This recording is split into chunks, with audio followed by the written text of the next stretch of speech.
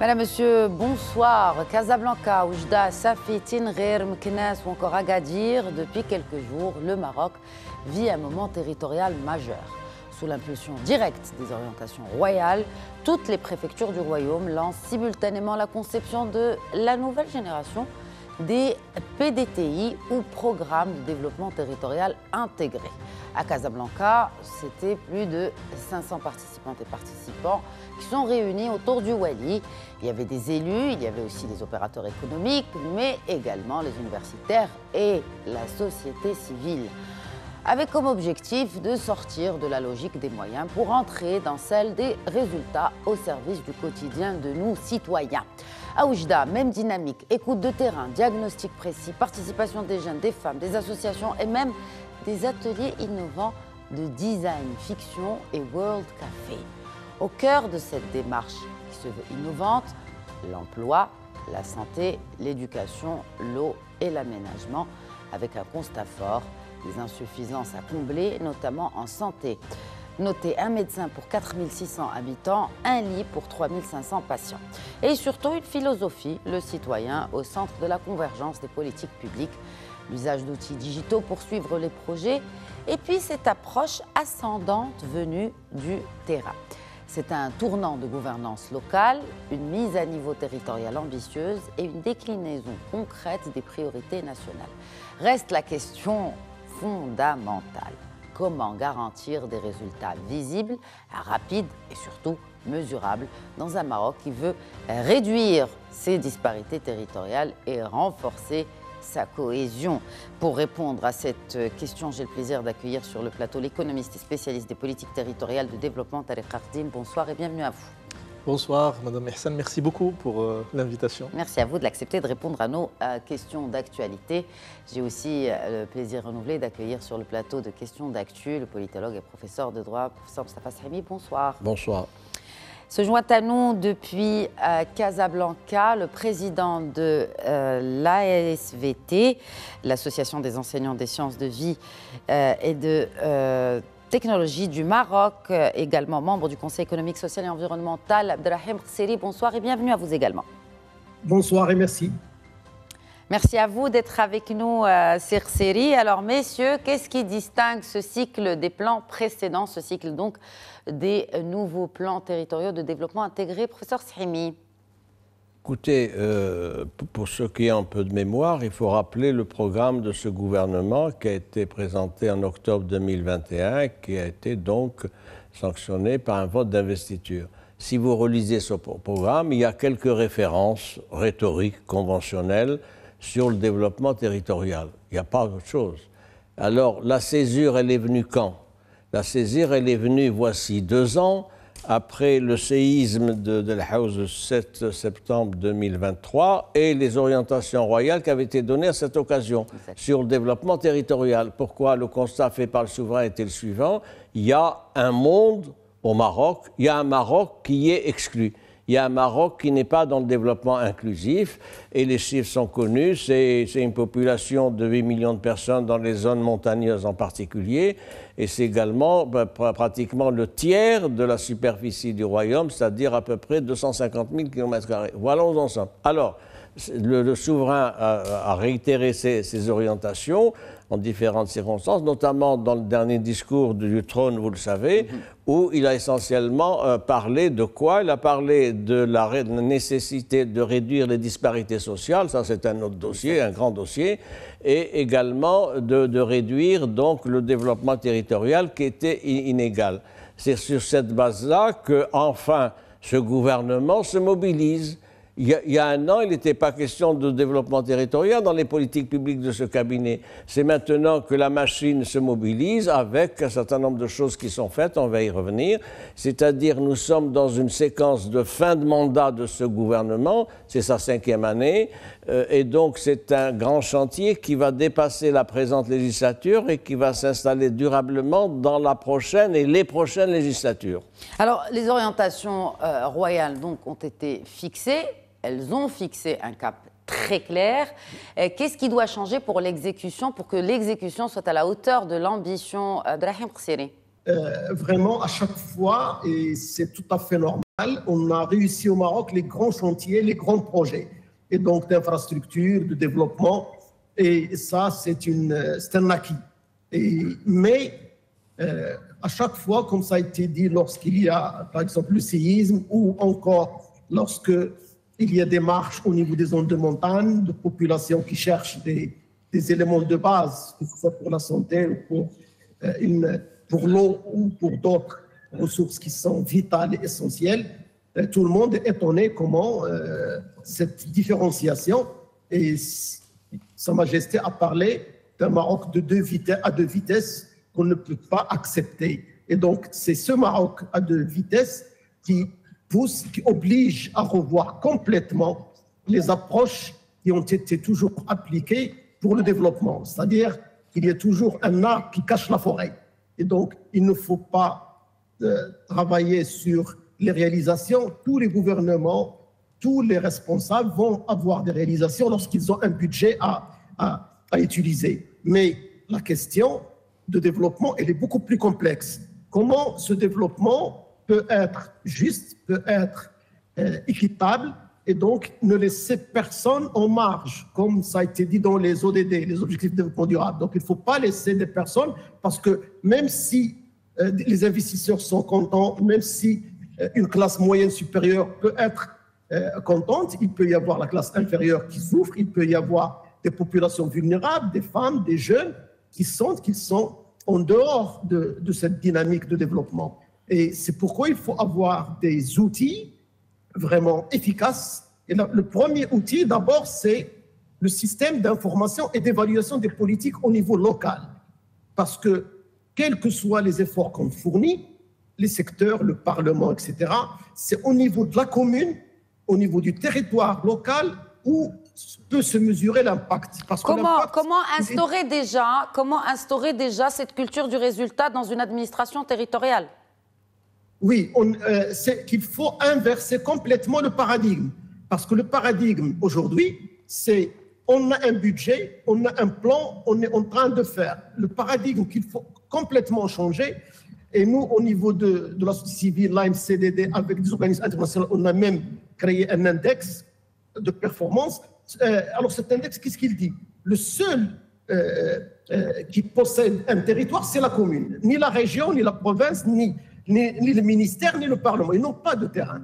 Toute leur politique, toute leur action, ils vont descendre au niveau de la commune. Au niveau de la commune, on cherche deux objectifs uniquement. Le premier, c'est agir, impacter l'humain, le citoyen et la citoyenne, qu'il soit jeune, qu'il soit vieux, qu'il soit femme, qu'il soit homme.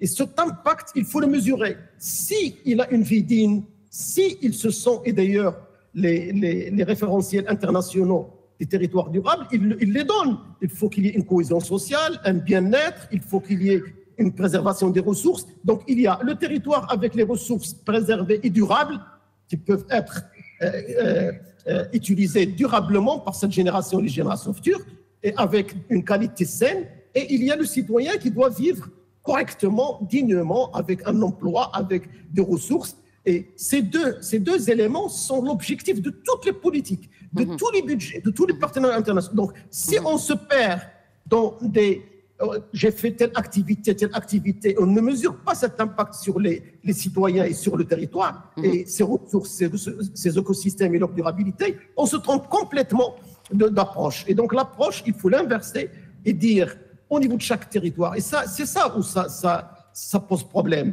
Lorsqu'on va au territoire, on ne trouve même pas l'information fiable et assez pertinente sur des sujets clés. Parfois, les ressources sont non. Nous, on travaille dans des oasis, etc. Vous pouvez trouver les indicateurs sur le bassin versant. Vous pouvez trouver l'hydraulique sur le sous-bassin, mais vous ne trouvez pas au niveau d'une commune. Oui. Et alors qu'on a les moyens, et s'il n'y a pas cette connaissance, vous n'êtes pas en train de connaître la qualité d'eau, la quantité d'eau. Et donc, de tout ça dépend l'agriculture, et donc la sécurité sanitaire, le tourisme. Tous les systèmes, ils dépendent les uns des autres à partir des données locales. Et donc, les données locales, elles sont essentielles. C'est pourquoi le HCP, on a discuté avant qu'il faut absolument un système de suivi, non pas uniquement national, mais beaucoup plus performant. Et l'accès à l'information au niveau des départements, ça doit être résolu parce que la loi 3113, elle l'évoque, mais en réalité, ça n'a jamais été appliqué parce qu'il y a des administrations qui considèrent que cette information, même s'il n'est pas sécuritaire, même n'est pas stratégique, ils détiennent l'information. En détenant l'information pendant des années, ils empêchent les autres acteurs parce que travailler dans un territoire, ce n'est pas uniquement le public, ce n'est pas uniquement le privé, ce n'est pas uniquement les élus. Ce sont juste des acteurs qui doivent mobiliser l'intelligence plurielle et ils doivent absolument être à l'écoute, faire un bon diagnostic et à partir du diagnostic, ils doivent les mobiliser. Alors justement, l'approche est changée. Il y a l'écoute, il y a cette approche ascendante venue du terrain avec ces sessions d'écoute et d'échange avec les citoyens. Ma question, c'est comment impliquer durablement les citoyens au-delà de ces premières rencontres. Tarek Rardim, vous qui êtes spécialiste des politiques territoriales et justement de développement, comment les citoyens peuvent être impliqués durablement, d'autant plus, comme vient de l'expliquer si bien Seyed Abdelrahim Khsiri, on est face à un manque de données venues du terrain. D'abord, je voudrais mettre ce dossier-là, cette problématique-là de développement territorial dans son contexte. Sa Majesté l'a rappelé 2 fois, dans le discours du trône et lors de la session parlementaire. Cela veut dire qu'aujourd'hui, la question territoriale ne date pas d'aujourd'hui. Il y a quand même un processus. C'est un processus qui nécessite l'intervention de tous les acteurs. Sa Majesté l'a rappelé en filigrane en disant que le temps des territoires n'est pas le temps des mandats politiques. Tout à fait. En disant que effectivement, il arrive à la fin du mandat, bientôt à la fin du mandat gouvernemental, et rappelle que effectivement, cette écoute-là des citoyens, comme vous l'avez dit, est un sujet qui est lié d'abord à l'approche adoptée actuelle depuis que nous avons instauré les programmes qui existent déjà dans les territoires et qui sont constitutionnalisés, en l'occurrence le schéma régional de l'aménagement territoire et le décommando politique, c'est-à-dire le programme de développement régional. Les diagnostics, on sait bien les faire.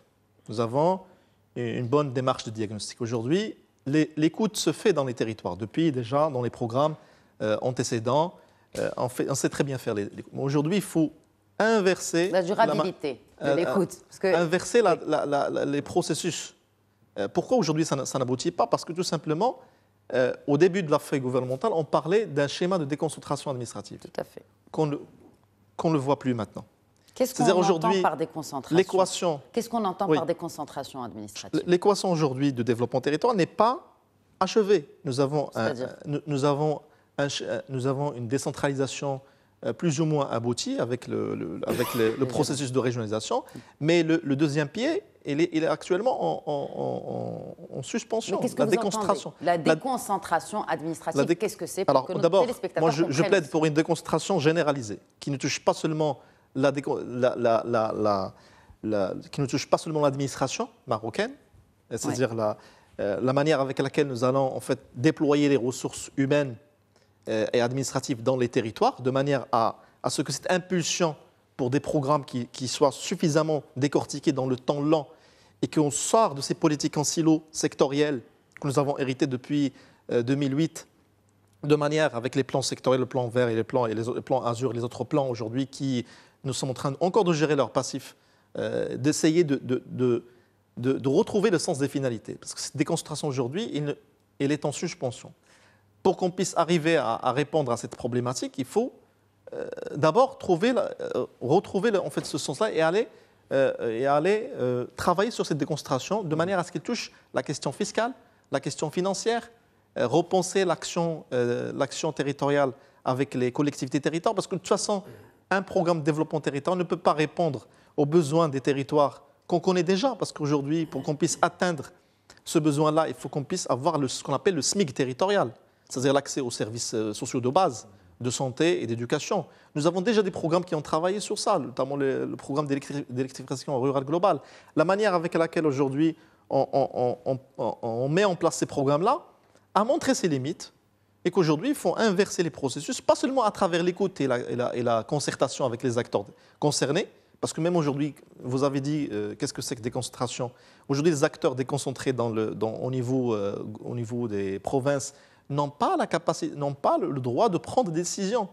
sur leur attribution. Quelle capacité? Est-ce que c'est des capacités financières, budgétaires? Est-ce que c'est des capacités humaines aussi? Est-ce qu'ils disposent? Est-ce qu'ils sont outillés au niveau des territoires? Que ce soit en termes de budget, que ce soit en termes de ressources humaines, vous en avez parlé tout à l'heure, pour se prendre en main, tout simplement, au niveau local. Justement, c'est que l'absence aujourd'hui d'une charte et d'une loi qui organise l'intervention de l'administration centrale pose problème dans les budgets et également dans les ressources humaines. Que faut-il changer dans l'architecture, justement, pour accélérer l'exécution des investissements territoriaux? On a lancé une charte et on n'a pas passé à mettre à la mise en place de la loi, justement.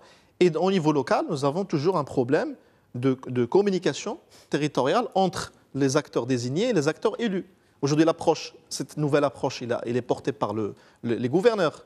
C'est le ministère de l'Intérieur, pour être clair. Oui, le ministère de l'Intérieur, à travers ses gouverneurs. Mais les autres acteurs qui travaillent avec le gouverneur n'ont pas encore compris comment on va aller mettre en place ces programmes. Comment leur faire comprendre? D'abord, il faut inverser les processus à travers les diagnostics. Les diagnostics aujourd'hui sont dépassés. C'est ça. La manière avec laquelle on fait les diagnostics sont dépassés.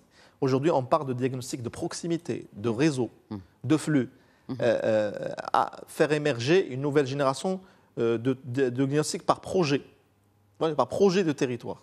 On ne fait pas ça au niveau territorial. Ce qui veut dire que toutes les manifestations que nous avons vues dernièrement au Maroc, Gen Z et tous les problèmes que nous avons hérités de l'absence de ce SMIC territorial ne sont pas seulement liés à l'absence de la donnée territoriale, parce qu'aujourd'hui, il y a effectivement un besoin de chercher des données suffisamment fiables et suffisamment méso pour qu'on puisse décortiquer les besoins au niveau territorial, au niveau de chaque cercle, de manière à mieux trouver les réponses dans les programmes.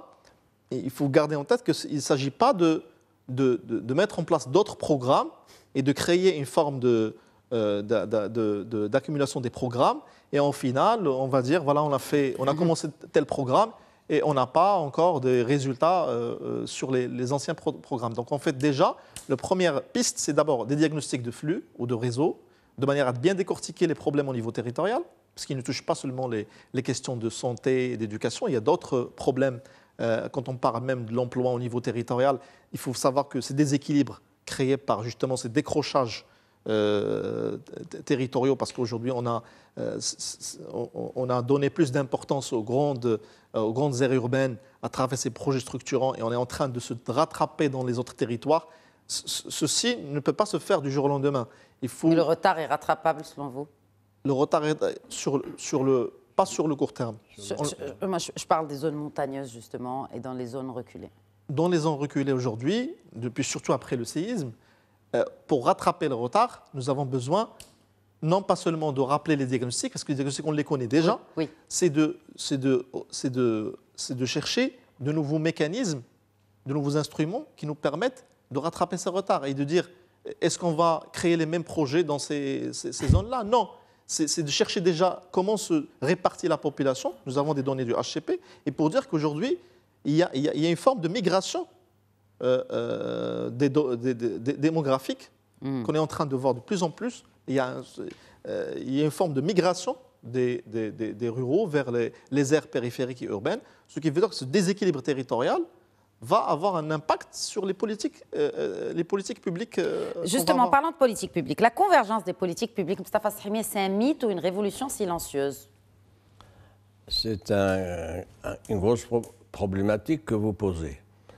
Avant de vous répondre, je voudrais prolonger ce qui a été dit par mes amis et vous soumettre une lecture un peu différente, si vous le permettez.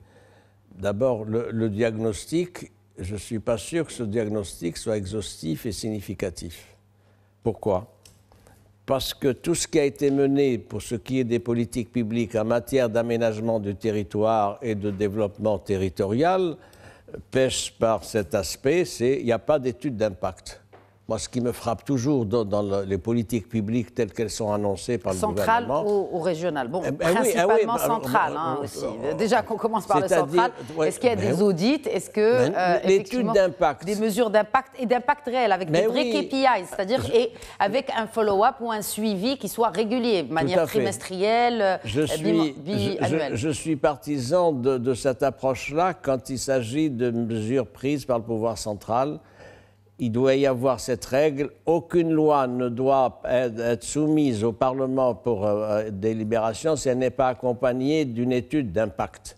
Or, on n'a pas d'étude d'impact. On a des généralités, ça va créer tant d'emplois directs, indirects, etc. Il n'y a pas d'étude d'impact. Nous n'avons pas la culture de l'étude d'impact des mesures que nous prenons. Avant qu'elles soient mises en œuvre. Évidemment. Pas post-mise en œuvre. Vous dites, je vais faire tel projet dans telle région, il faut que ce projet-là, sous forme technique, législative, etc., soit accompagné d'un dossier technique, d'impact, disant l'impact escompté à partir de ce projet est le suivant. Et puis même après son opérationnalisation, on n'a pas, ça, avant même de faire la mesure d'impact, on n'a pas des points réguliers sur les projets qui sont menés. Voir ce qui a été réalisé, ce qui a été insuffisamment réalisé, etc.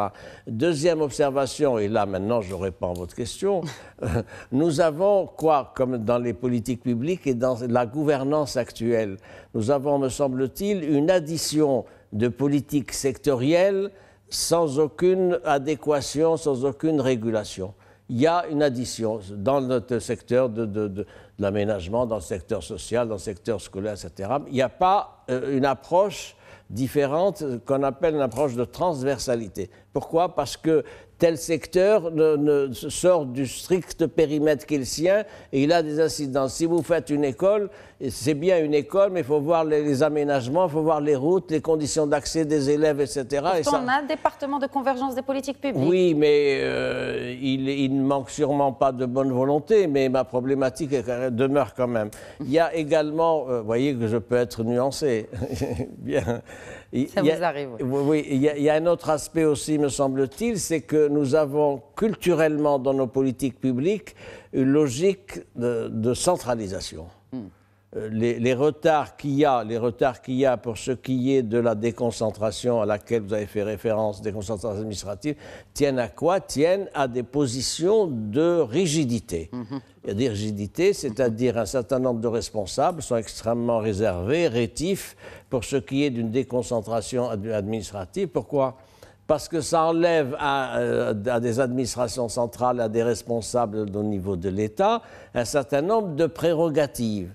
Il y avait, lors d'un débat il y a 2 ans, un ancien ministre, que je ne nommerai pas, me disait « Moi, je suis partisan d'une déconcentration administrative. Le problème, c'est que le ministère ne suit pas. » Parce qu'ils lui ont dit « Mais si tout est décentralisé, régionalisé, qu'est-ce qu'on va devenir et qu'est-ce qu'on va faire ?» Donc, une culture de logique donc centralisée. Et nous n'avons pas la culture d'une méthodologie participative. Nous sommes C'est-à-dire que, c'est ce que j'interpellais justement Tarek Khadim tout à l'heure, on implique le citoyen. Bon, au-delà de ces rencontres, est-ce que le citoyen peut vraiment devenir un acteur et non plus un simple bénéficiaire? Oui, on va l'écouter, mais qu'est-ce qu'on va faire des données qui ont été récoltées? Je vais reprendre ce que vous avez dit. Ça nous ramène aussi au nouveau modèle de développement. Cette commission a fait un travail participatif qui est quand même conséquent, le plus important jamais effectué. Et qu'est-ce qu'on a fait finalement de ce diagnostic et de ces recommandations de cette commission sur le nouveau modèle de développement? Vous avez fait référence au modèle de développement qui a été rendu public en mai 2021, oui. 4 ans et demi après, qui fait encore référence au nouveau modèle de développement? Oui. C'est quelque chose d'ahurissant. Voilà un texte qui devait être un texte fondamental pour définir les axes stratégiques et les leviers de changement. Et les politiques publiques. Et les politiques publiques, évidemment, 2030-2035. C'est un texte extrêmement important, etc. Vous remarquerez dans tous les discours des ministres et même du chef du gouvernement, il n'est plus fait référence à cela. Vous avez parlé également du citoyen. Le citoyen, du point de vue de l'écoute, a-t-il un statut? Je ne le crois pas. Je ne le crois pas, c'est-à-dire qu'il y a les projets qui sont annoncés, ils sont déclinés territorialement, mais quand est-ce que des citoyens ont été associés pour exprimer leurs besoins? Il ne s'agit pas de faire des citoyens des managers locaux et territoriaux, il s'agit simplement de prendre la mesure de leurs réels besoins.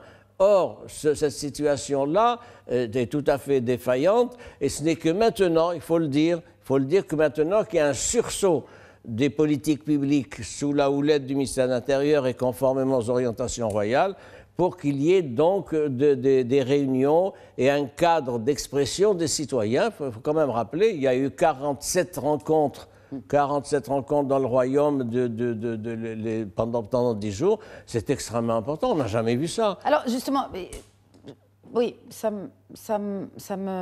m'interpelle quand vous dites qu'est-ce qu'on écoute le citoyen. Que fait l'élu? C'est bien le rôle de l'élu de porter la parole de la citoyenne et du citoyen pour mieux répondre à ses besoins, pour trouver un job à son fils, pour que sa femme, quand elle va se faire soigner, ne reste pas à la porte du dispensaire ou de l'hôpital. Que fait l'élu? Alors, vous posez le problème de l'élu, ça serait facile de ma part, suivant un discours convenu, de mettre en cause les élus. Les élus ont une mission, il y a des 90% des élus sont dignes d'estime et de respect, ils sont engagés dans des conditions difficiles pour diriger des collectivités locales, donc des communes, etc. Maintenant, le problème, c'est le système tel qu'il fonctionne. C'est un système qui donne peu de place, ça a été dit par mon collègue et ami, qui donne peu de place à l'expression de la part des élus. Pourquoi? Parce que nous sommes dans une logique de centralisation.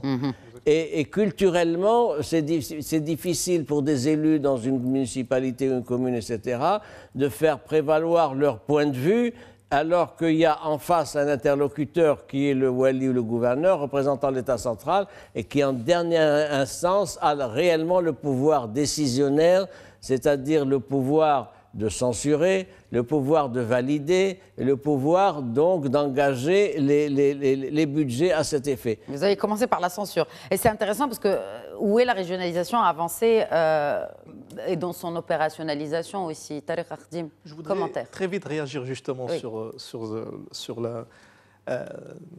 sur l'intervention de Saïmi autour de l'élu, justement. En absence d'un statut de l'élu. On a un problème de loi, en fait, en réalité. Souvent, on dit qu'on est suffisamment bien outillé en termes de loi, mais en réalité, on a un problème de l'élu. C'est-à-dire, l'élu, comment il intervient dans son champ de bataille, si vous voulez. Oui, c'est un champ de bataille. C'est pas un champ d'action, c'est pas un périmètre d'action. Champ de bataille, des fois. C'est la guerre, quoi. Dans son périmètre. Dans son périmètre d'action. Je pense que c'est un lapsus révélateur, hein, parce que je connais bien les territoires.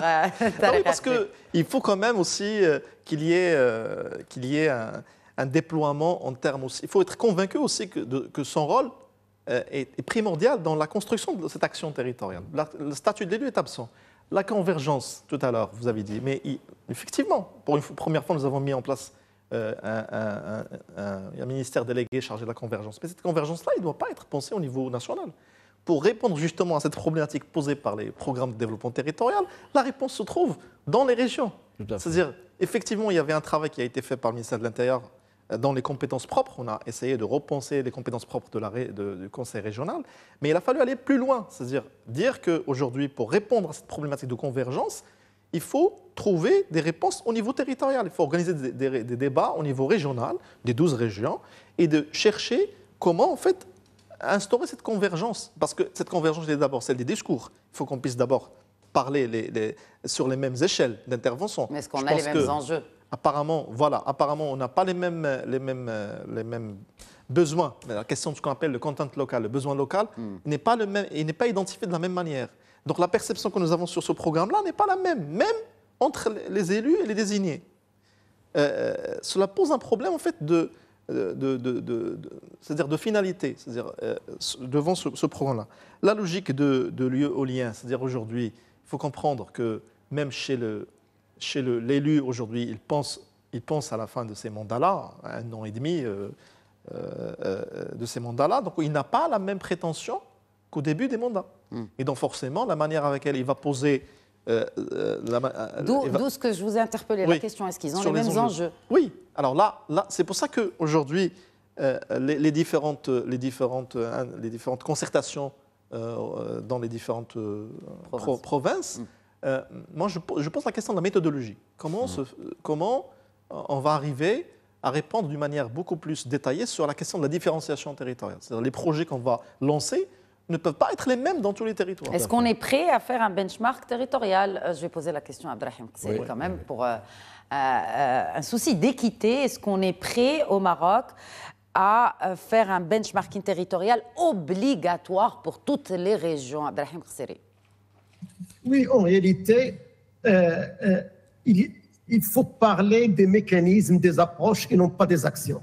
On peut faire un diagnostic momentané, limité dans le temps pour telle ou telle opération.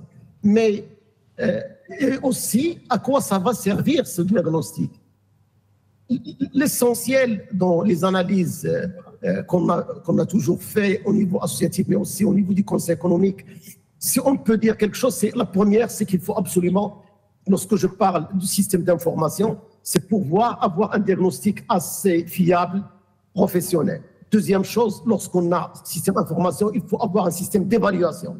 Ça ne sert à rien si vous avez l'information, mais il n'y a pas une évaluation critique, professionnelle, et non pas uniquement sectorielle, mais croisée. Cette évaluation territoriale croisée, ça permet d'abord de chercher quelles sont les réussites qu'il faut, et les avancées qu'il faut consolider, mais aussi quels sont les manquements, les limites et les retards. Et là, il faut chercher non pas les causes, mais les causes à la racine. Et il y a une différence énorme entre cibler une cause.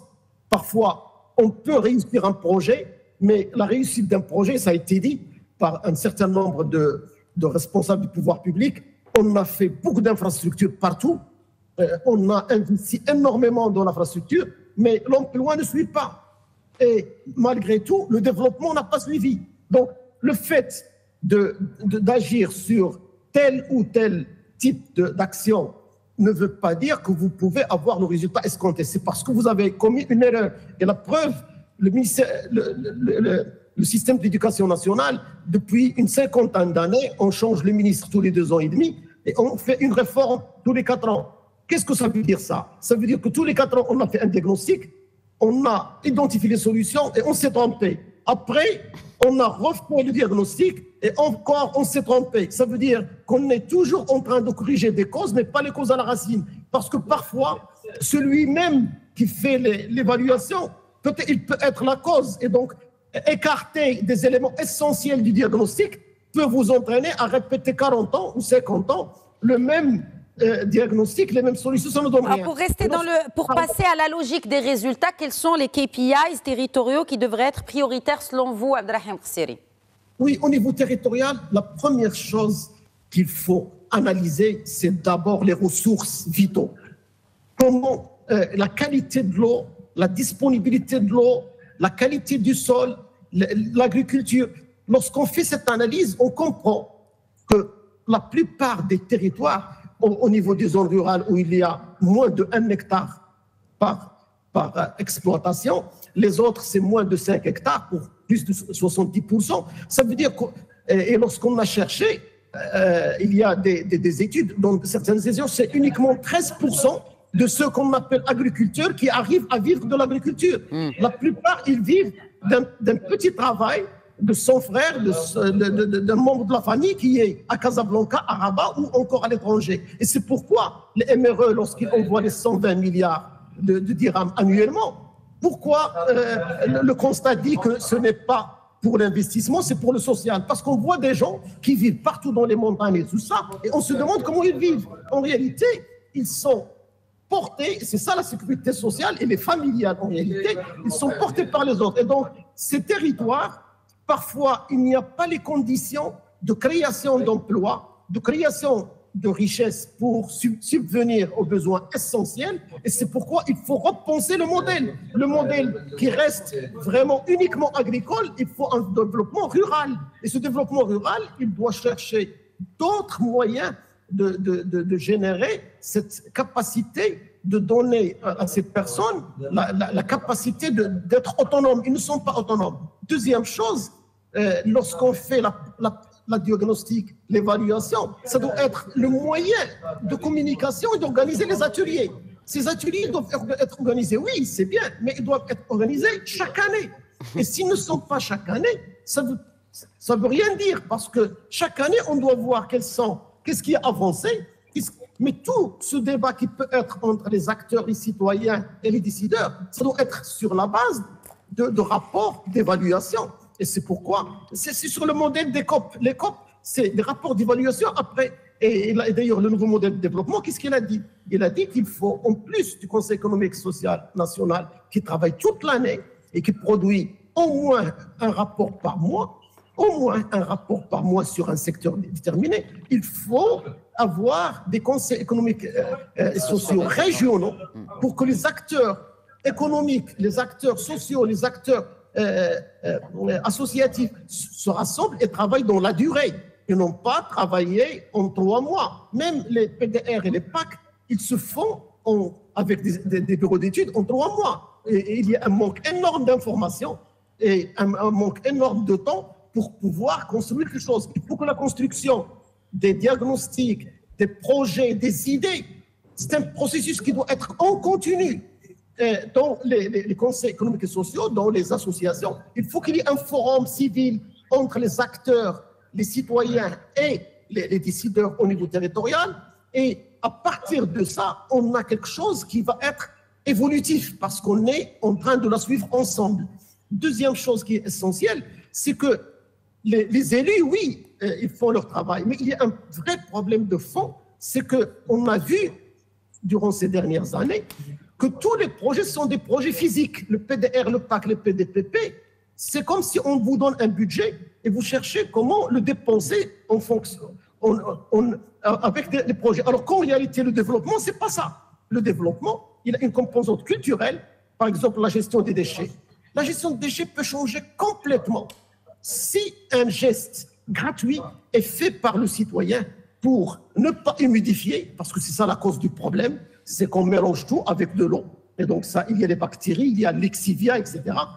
Et on ne sait pas le gisement des déchets qui coûte trop cher au Maroc, et ça ne cesse d'absorber les moyens des communes, et ça augmente chaque année, il peut se transformer en gisement de création d'emplois. Et l'économie circulaire, dont tous les pays ont fait une loi, d'abord pour les réduire, mais surtout pour les orienter, pour aider. Cette loi n'existe pas. Mais alors justement, il faut peut-être aussi définir les priorités territoriales immédiates. Et là, on voit que la santé est pointée du doigt. En tout cas, c'est un constat qui revient.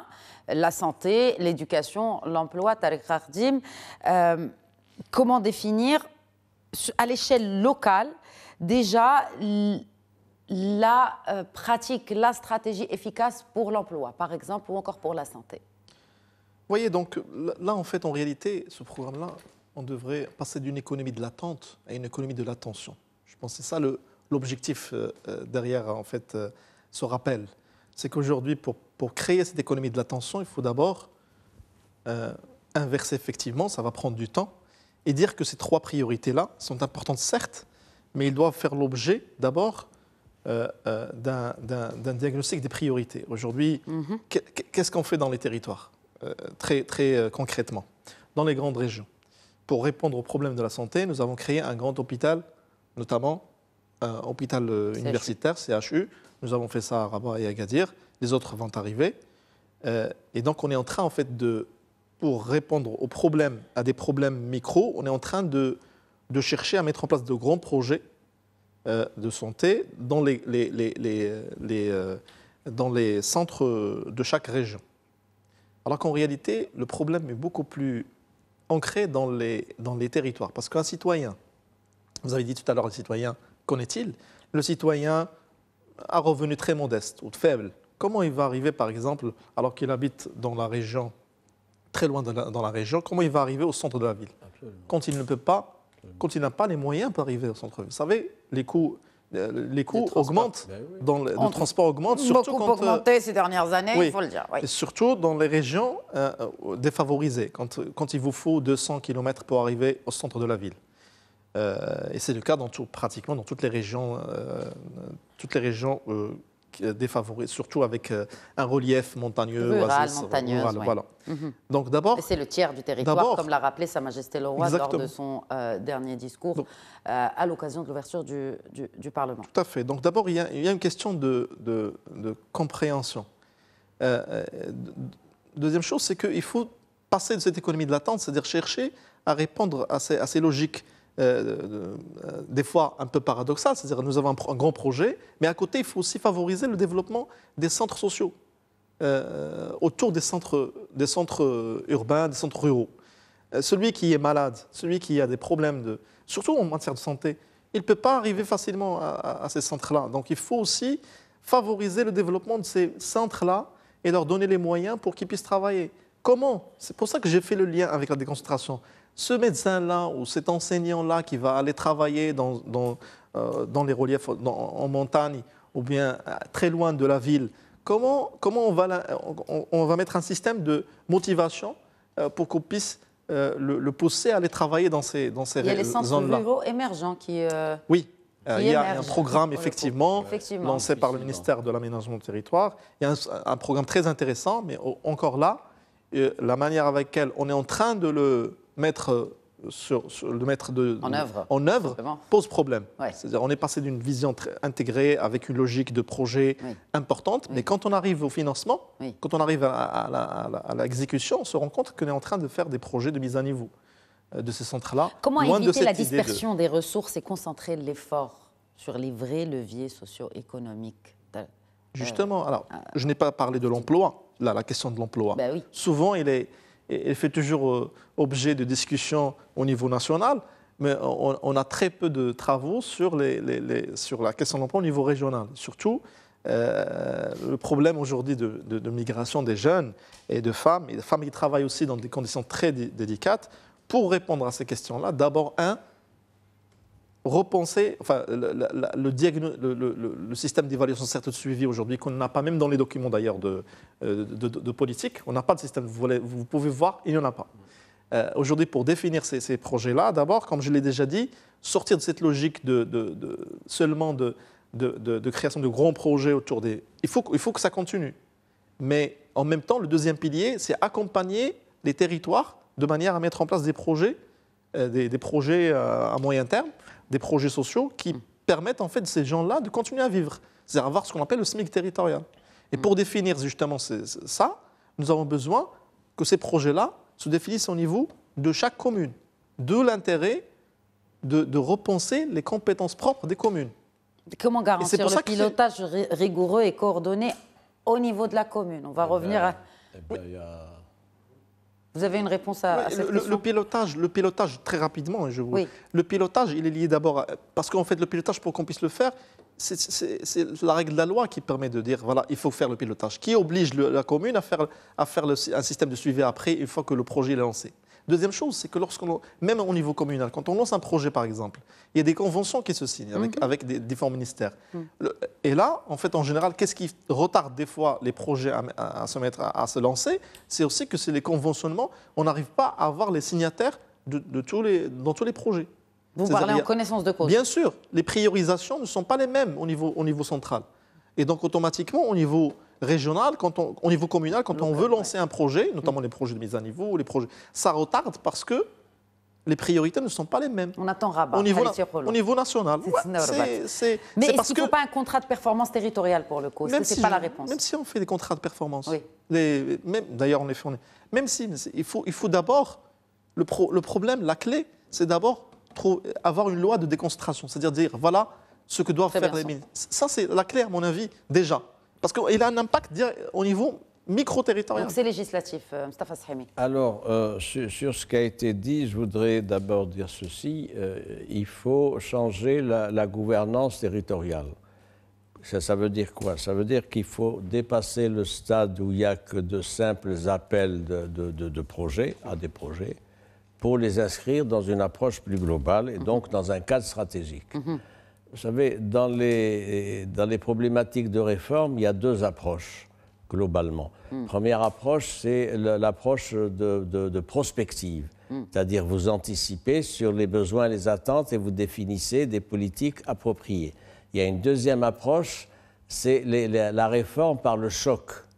Nous sommes dans ce schéma-là. C'est parce qu'il y a eu le choc de séisme d'El Haouz qu'il y a enfin cette priorisation donnée donc au développement territorial et aux inégalités sociales, mais on parle maintenant du développement territorial, et que Sa Majesté, donc sur ce plan-là, s'est distinguée en empruntant une voie qui n'était pas celle des politiques publiques appliquées depuis 2021. C'est extrêmement important. Il y a là quelque chose de fondamental pour les inflexions royales données aux politiques publiques telles que définies par le gouvernement. Il y a une solution. On a beaucoup de schémas d'aménagement du territoire, vous le savez, etc. La solution, c'est peut-être le retour à une planification. Un retour à une planification nationale, déclinée en planification régionale, et ça permet d'avoir une base de données, ça permet de définir des priorités, de rechercher et d'identifier la mobilisation des ressources financières et autres, etc.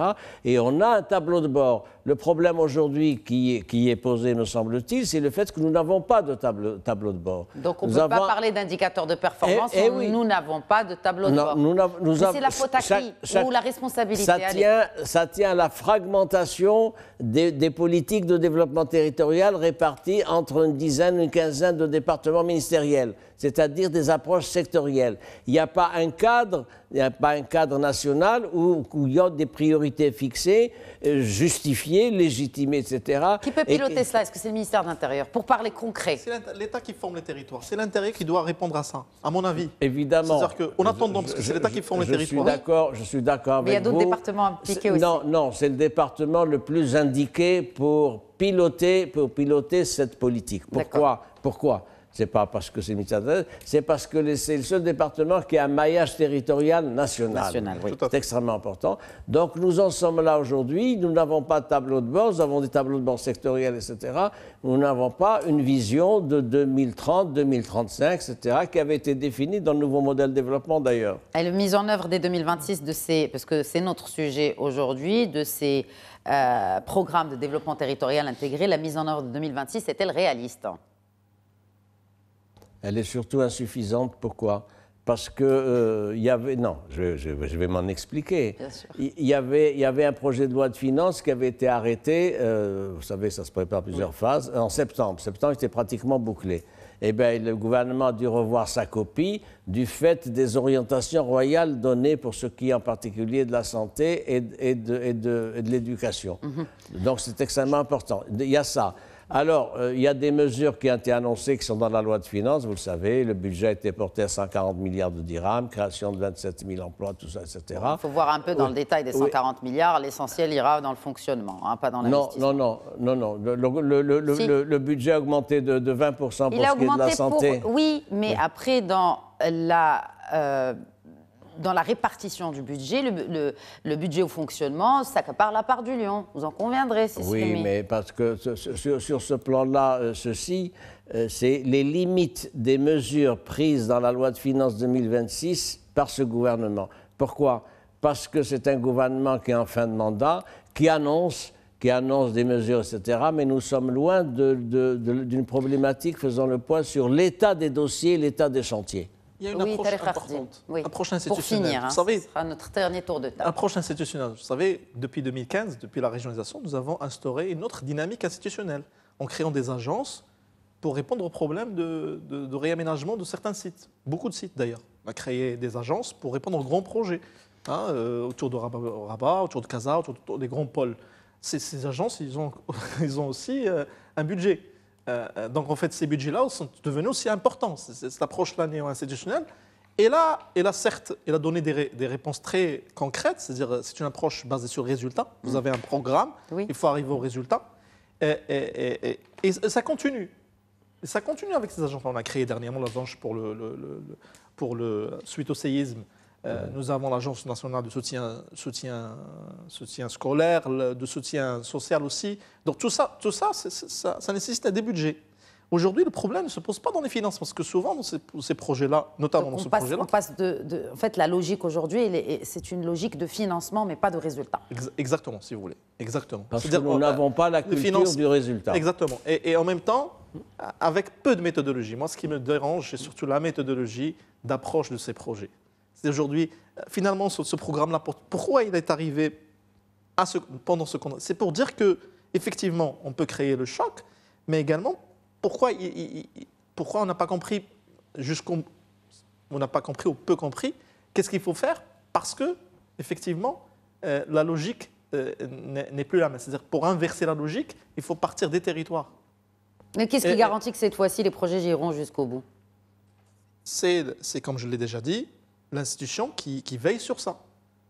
C'est toujours l'État qui forme, c'est-à-dire le ministère de l'Intérieur qui doit former les territoires. Donc, à mon avis, c'est ces deux piliers aujourd'hui qui font le paradoxe. Et puis, le fait de ne pas continuer, le paradoxe, c'est un mythe en fait, de ne pas former dans la durée ces territoires-là. Et 2026, mise en œuvre réaliste selon vous? J'ai posé la question à Mostafa Sahimi, j'aimerais bien avoir votre avis aussi. Par rapport à la temporalité? Oui. Non, il n'est pas réaliste par rapport à la temporalité parce que c'est trop court. Temporalité politique, c'est très court. Temporalité territoriale, territoriale, on sort du politique, justement, c'est ça le but. Mais c'est lié, en fait. Tout est lié. Oui, mais effectivement, il faut rappeler que nous sommes à la veille d'élections législatives en septembre 2026, donc là, ça change la donne, j'ai envie de dire. Ça peut peut-être même accélérer certains chantiers en cours. Notamment celui de la déconcentration. Exact. Un mot de la fin, Abdrahim Khseri, pour clore en 1 minute. Oui, en réalité, ce qui a été dit, c'est que l'évaluation doit démarrer du citoyen et du territoire. C'est-à-dire quoi? Pour avoir, au lieu de chercher, est-ce que l'enseignant il a été présent, est-ce que l'enseignant a fait tel travail ou tel travail? Il faut voir est-ce que l'enfant a appris ou n'a pas appris en 3 mois ce qu'il doit apprendre. Exact. C'est ça. La même chose pour la santé. Lorsque la santé, les gens, combien de personnes ils souffrent de ceci ou de cela, combien ils ont diminué, et c'est à partir de là qu'il faut voir la réforme. Non pas uniquement de l'équipement et les dispensaires, mais aussi les ressources humaines. Et là, il faut revoir le statut de la fonction publique. Il faut libérer les innovations. Il n'y a pas d'innovation. Et avoir un contrôle par rapport aux responsables, aux fonctionnaires, non pas sur la présence et sur des tâches qui sont formelles, mais sur le résultat final par rapport aux citoyens et aux ressources. Et cette approche, il y a 2 entrées. Vous parlez du ministère de l'Intérieur, mais il y a aussi le ministère des Finances. Il y a des pays qui ont choisi que tel budget, vous ne l'aurez pas. Vous aurez 50% ou 70%, 30%. Pour l'avoir, il faut travailler avec les autres. Si vous ne travaillez pas avec les autres secteurs, vous ne l'aurez pas. Et cette entrée budgétaire, elle a permis vraiment de les pousser à s'asseoir et réfléchir comment utiliser ce budget.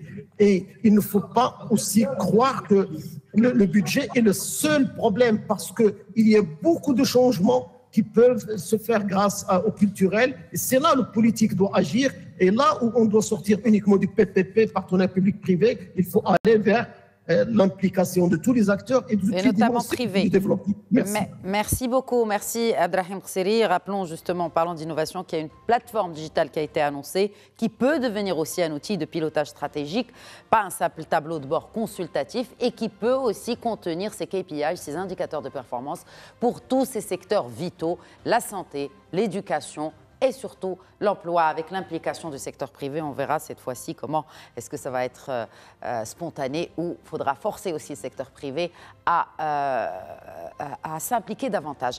Merci infiniment Tariq Khartim et Mostafa Sahimi, merci beaucoup. Merci à vous. Merci à vous aussi Abdrahim Khseri, toujours un plaisir de vous accueillir dans le cadre de cette émission, que ce soit en tant que membre du CESE ou président de la SVT. Merci. C'est la fin de cet épisode donc de Questions d'Actu. Je vous souhaite à toutes et à tous une excellente soirée.